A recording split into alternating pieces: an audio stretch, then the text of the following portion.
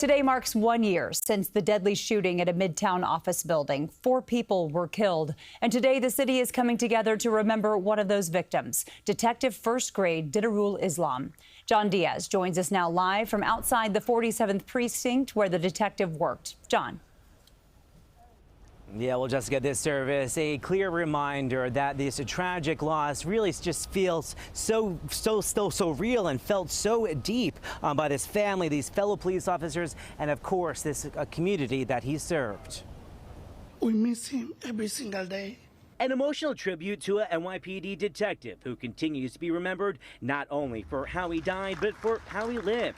The memorial outside Detective First Grade Didarul Islam's former command, the 47th Police Precinct, bringing together city leaders, members of the NYPD, and Islam's family to mark the 1 year of his end of watch. When I think about Didar, I think about a man who greeted people with a smile. Detective Islam died as he lived, in the service and protection of others, in the midst of a horrific mass shooting, the worst our city had seen in 25 years. Detective First Grade Islam was 36 years old when he was killed during the mass shooting at 345 Park Avenue on July 28, 2025.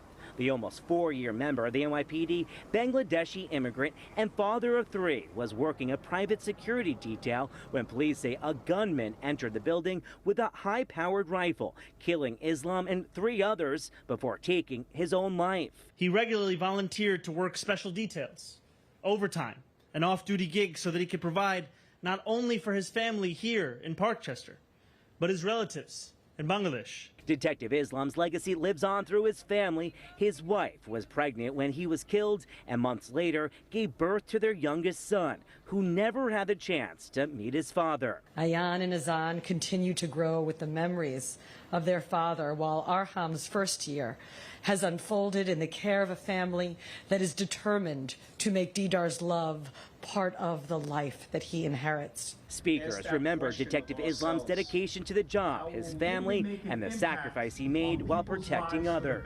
Those memories are now part of the history of this command, where future officers will learn the name of Detective First Grade Didarul Islam and understand the service behind that name. And just a few weeks ago, the road that he lived on with his family over in the Soundview section of the borough was renamed in his honor.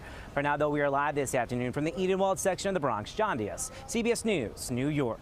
John, thank you. And 1 year after that deadly shooting, a new law named for the security guard killed that day is now in effect. The Allen Etienne Safety and Security Act will raise the minimum wage for nearly 82,000 New York City security officers to $22.20 an hour starting in January. It will also require employers to provide health benefits, paid vacation, and paid holidays. This is the first private sector minimum wage law for New York City since 1964.